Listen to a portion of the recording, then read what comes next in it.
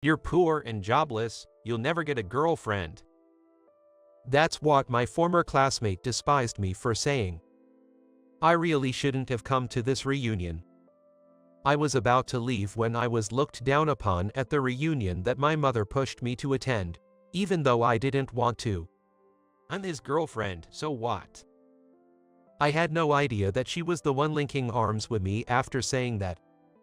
My name is Trevor. I'm a tomato farmer, living with Linda, my mother, in her house in the countryside. I've never been a smart person, and it took me a long time to be able to study, sports, whatever I did, to be able to do it as well as others. But I've always wanted to make life better for my mother. This thought has never wavered since I was a child. It may sound cheesy, but I thought that if I studied hard and joined a good company, I could earn a lot of salary and give my mother a good life, so in my own way, I studied harder than anyone else. The reason I care so much about her is because I grew up without a father, in a single mother household. My mother told me that she and my father divorced while she was pregnant with me and that she had severed all ties.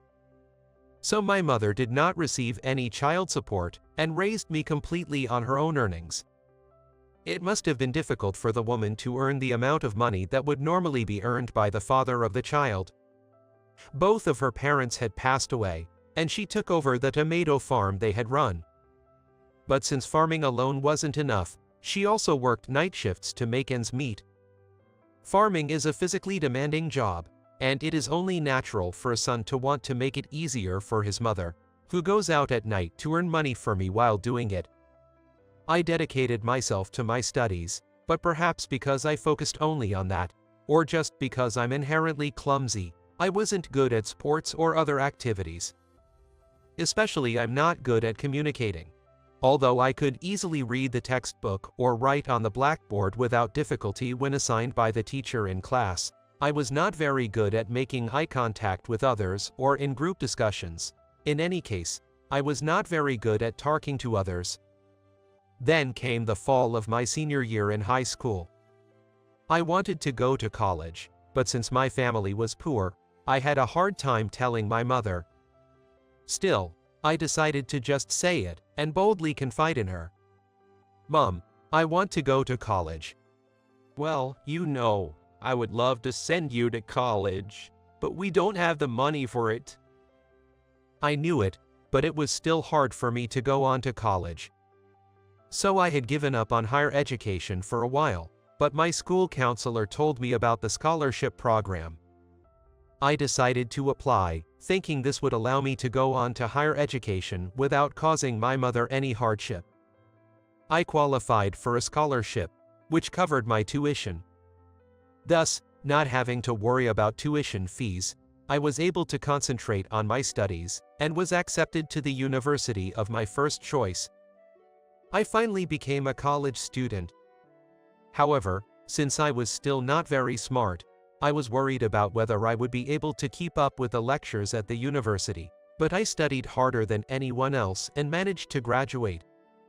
After graduation, I got a job at my first choice major company. I thought my future was secured. And when I save up, I can make my mother's life easier. My eagerness was short-lived. I was unable to overcome my communication difficulties even in college, so I applied for and was supposed to have been accepted for the office job, but to my surprise, I was assigned to sales. Of course, I could have quit, but I reluctantly agreed because I did not want to give up the opportunity to join a large company and the good salary. Once I accepted it, there was no point in lamenting over it any longer. I am a working professional now. So I changed my mind and decided to think positively about overcoming my communication difficulties through my sales job. Then came my first day on the job. I'm Trevor. Nice to meet you all. Can't hear you, newbie, some employee said. You'll never get a contract if you talk like that. The other employees also laughed and chuckled. I knew they didn't mean to offend, but I didn't like this kind of teasing attitude towards people. And rumor had it that the people here were really willing to do anything to get a contract, And I didn't like that kind of culture either. I witnessed such tactics but committed myself to ensure customers signed with us only after they fully understood and agreed, without forcing or lying to them. Thanks to that, my customers highly rated me. However, focusing too much on each individual deal, my sales figures were always the lowest. Hey Trevor, you're in last place again, huh? Craig, I'm sorry.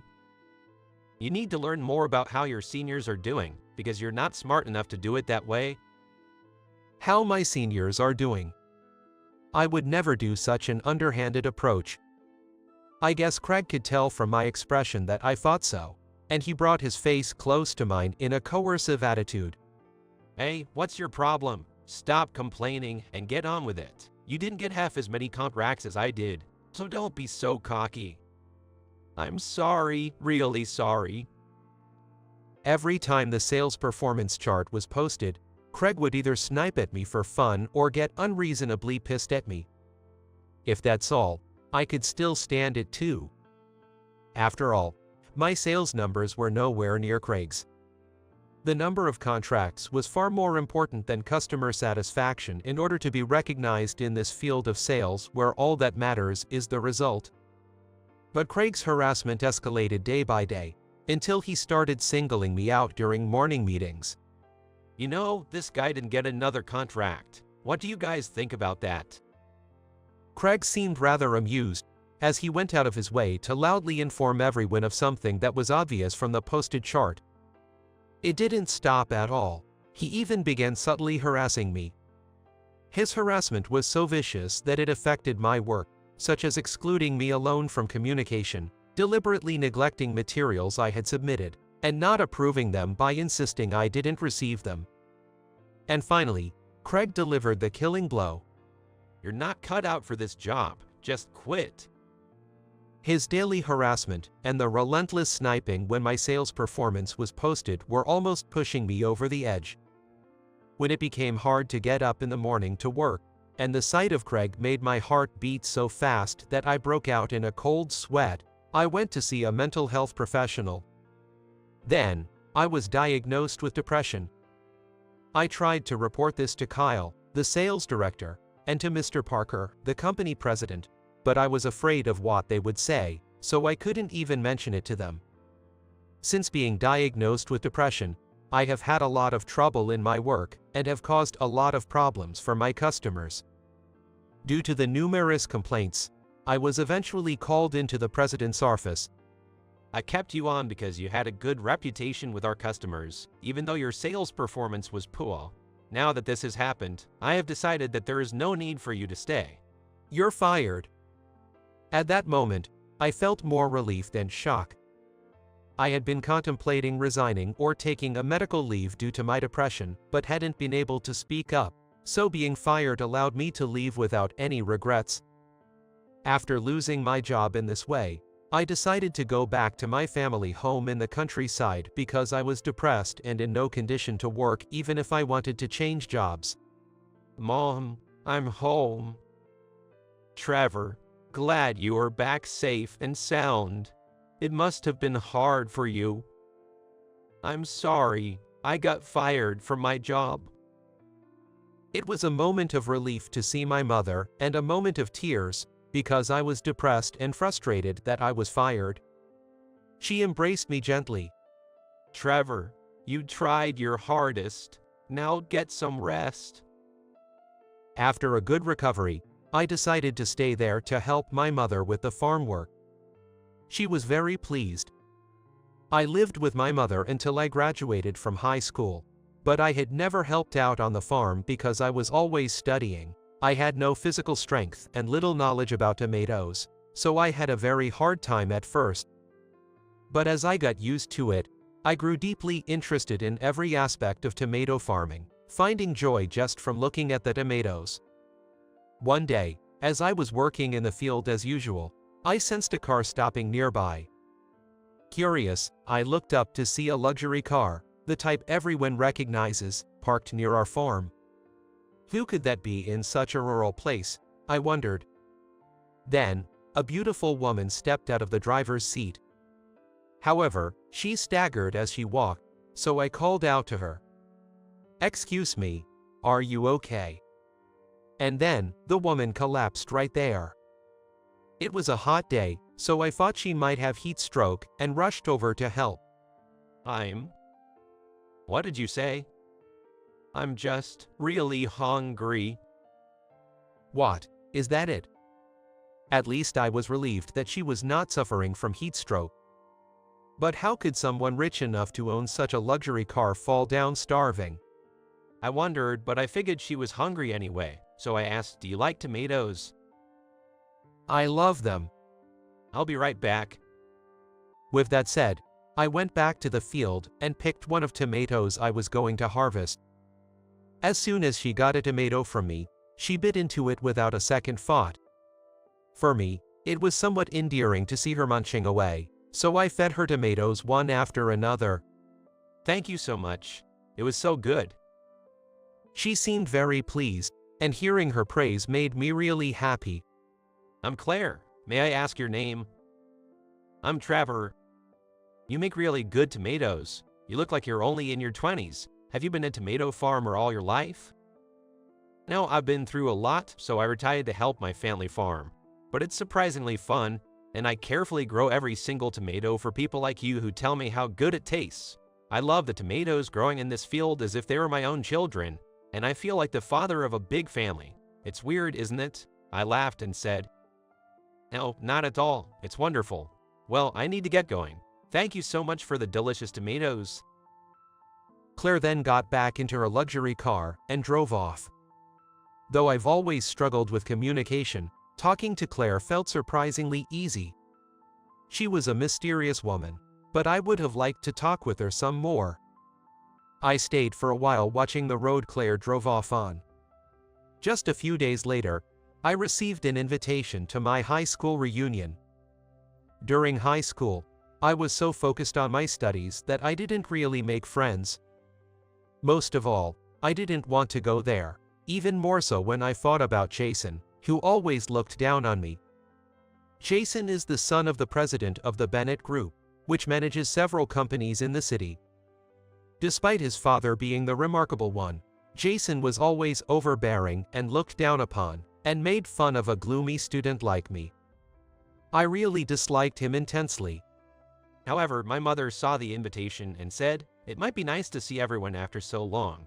They might have turned out to be good people. Everyone's an adult now. Don't you want a girlfriend, Trevor? This could be a great opportunity. Go on, give it a try. I don't really want a girlfriend. Still, there was some truth to what she said. That's right. Jason and everyone else are adults now. They wouldn't go out of their way to bring up the past and make fun of me. Encouraged by my mother, I decided to attend the reunion. Then came the day of the reunion. Following the directions, I arrived at a luxurious hotel. Once inside, it was quite lively, and it seemed there was a corporate presentation happening next door.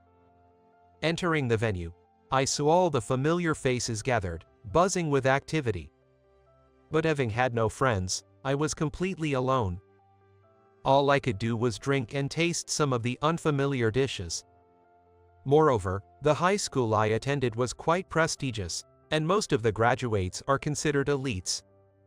Many of them are thriving in well-known companies, and some have even started successful businesses. This was probably why everyone was glancing at me and whispering something to each other. When I overheard that conversation, I felt a heartbreaking sense of sadness that tightened my heart. I heard he got fired from his job. Yeah, heard that too. He was a dorky kid who only studied so he can socialize, for sure. A real loser. I was already alone, and the cold stares that were pouring down on me even more relentlessly were knocking me down to the point where I could barely stand up. And my bad feeling proved to be right. Hey Trevor, I heard you got fired from your job and went back to your mom's house. And now you're helping your mom with her tiny tomato farm, right? Not fun, is it, to live a miserable life, getting covered in mud every day? I don't think so. Even farmers are useful to someone. What? Can't hear you. Speak up.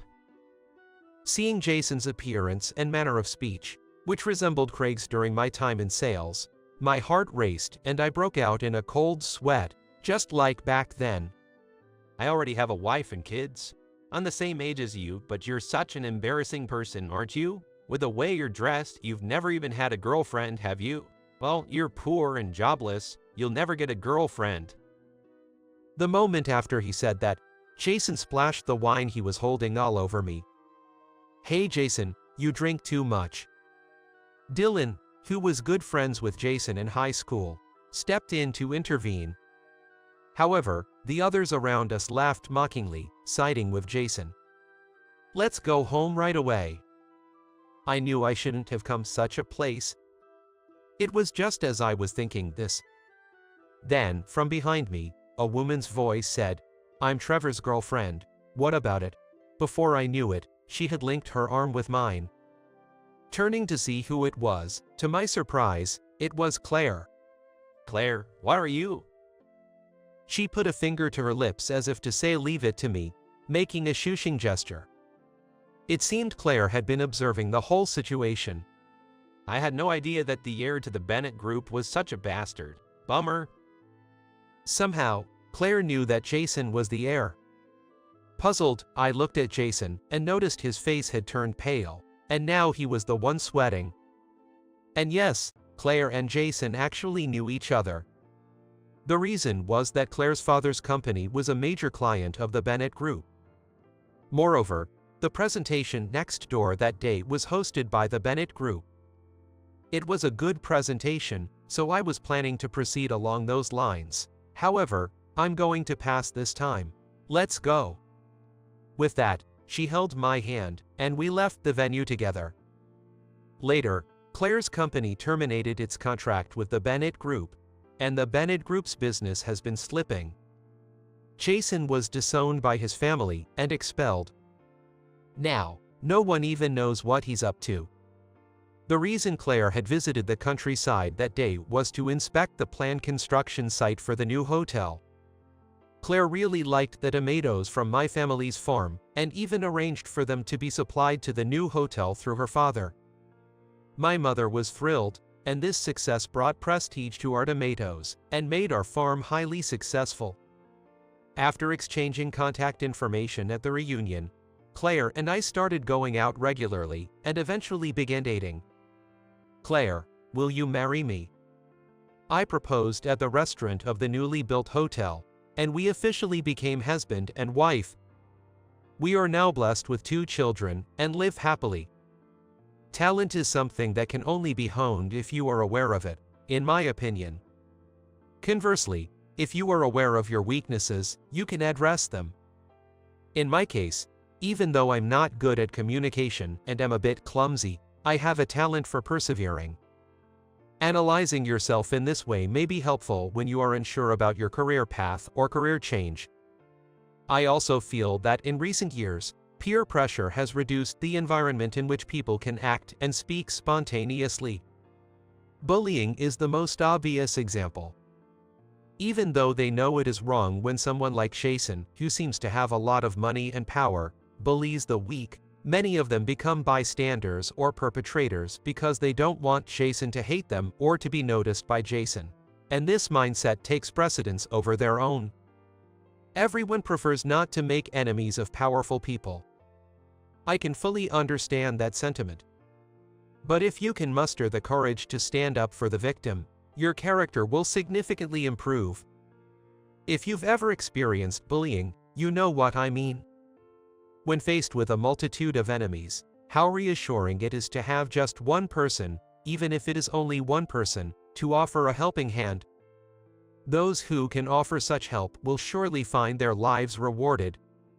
With that belief, I hope you live your life with compassion, never forgetting to offer a helping hand to those in need with a simple "Are you okay?" I truly believe you can be that person.